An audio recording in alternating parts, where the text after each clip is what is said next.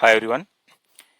In this lecture we will learn how to create RFC-based web service, also called as a SOAP-based web service in SAP. Here SOAP stands for Simple Object Access Protocol, a standard way to exchange data between two systems over the internet using the XML format. In SAP, SOAP services are used for the B2B communication, business to business communication. We can also say as the system to system communication. So we can either expose our SAP logic or SAP data RFC BAPI as a web service, and the other systems will call the SAP web service, or we can consume an external web service WSDL inside SAP. So here in the second scenario, SAP calls the external system. So creating an RFC based web service, like we can use this when we want to expose the SAP functionality to other systems. Take example, we are using a third party mobile app or an e-commerce portal, and we need to check the live stock of the material. In this case, we can create the web service and send the WSDL to the e-commerce portal. Second scenario, take example of price checking quotation for the vendor portal integration, warehouse management, banking and finance integration. And there are many more applications where we can use this concept. Nowadays, like all the latest S/4HANA comes with a CPI. Okay, so in CPI also there is a functionality we can directly call the RFCs, and also we can create the web service based on RFC, and the CPI can consume that. So the steps for creating a RFC web service in SAP, like first we have to create a function group. It is optional. We can also use the existing one. Then we have to create a function module and mark it as remote enable module. Then through the wizard, we can create the web service, and then in the SOAMANAGER, we can configure, we can create a binding, we can define the authentication method, ID, password, and activate the service. Then through the SOAMANAGER, we can download the WSDL file, and that file we have to share with the external system. And the external system, they imports our WSDL, and they can now call the SAP RFC as a SOAP web service. The second scenario, like consuming a WSDL based web service in SAP. This we have to use when SAP want to call an external system service. Scenario like shipment tracking, GST, government portal integration, payment gateway integration, vendor supplier portal integration via CPI, warehouse management, etc. Here the steps are little different. Like first you have to get the WSDL file from the external system. Then in the ACAT, enterprise services, we have to create the client proxy by creating a consumer proxy using WSDL. Then in the SOAMANAGER, we have to configure the logical port for the consumer proxy, set the endpoint URL authentication, and then we have to create a program, and in the program we can call that proxy class. Okay, so those are the overall steps for creating and consuming the SOAP-based web services. Now I will log into SAP system.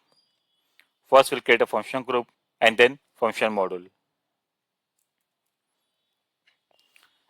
So in SAP, go to ACAT, and here I will give the package name as Z. I will select here the function group. Okay, in function group, I will create one group as Z SOAP. Function group Z SOAP does not exist. Create the object. Give the name function group for SOAP Web Services. Save. You can save in a TR. Fine. Right click on the function group and activate.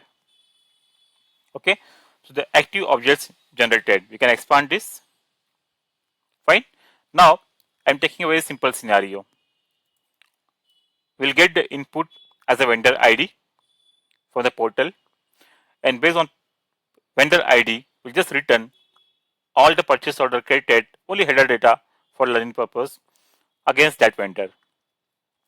So go to SC37.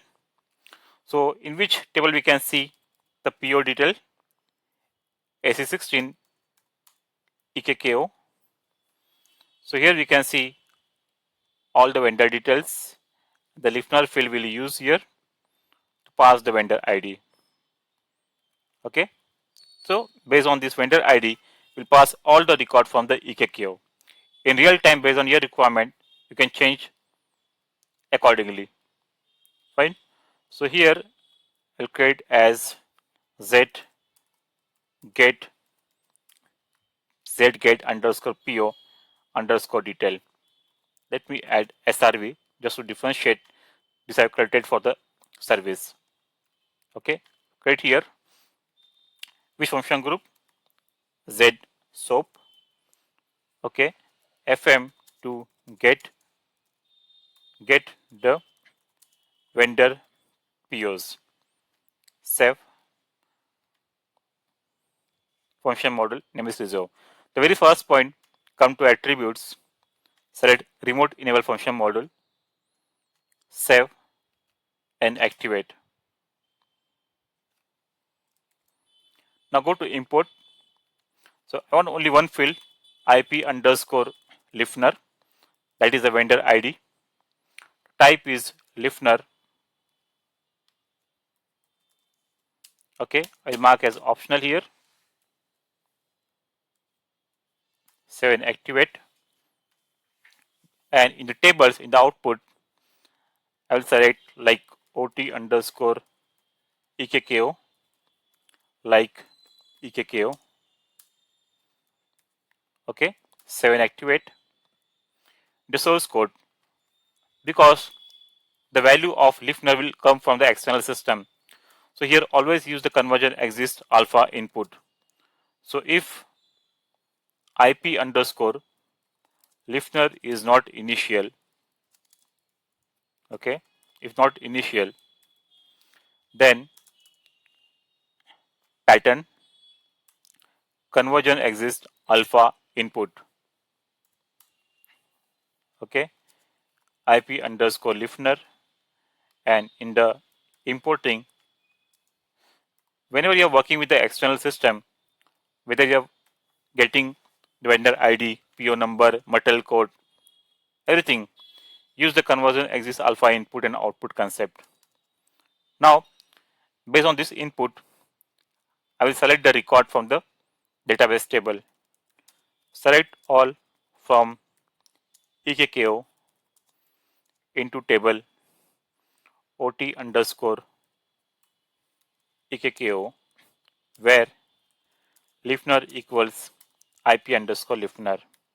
Save, check, and activate. Okay. Now execute this function model. Pass the vendor ID here from the table. Let's say I'm passing this vendor ID.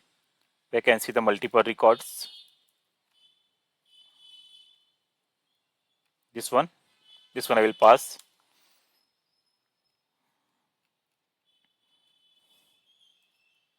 Save the variant. So here we can see 37 records are there for that vendor ID.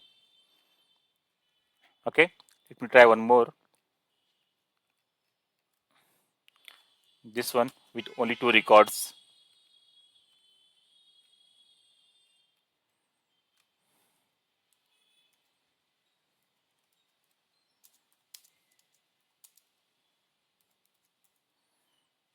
So here we can see only 2 records. Complete EKK table. Fine. So now our function group and function model is ready.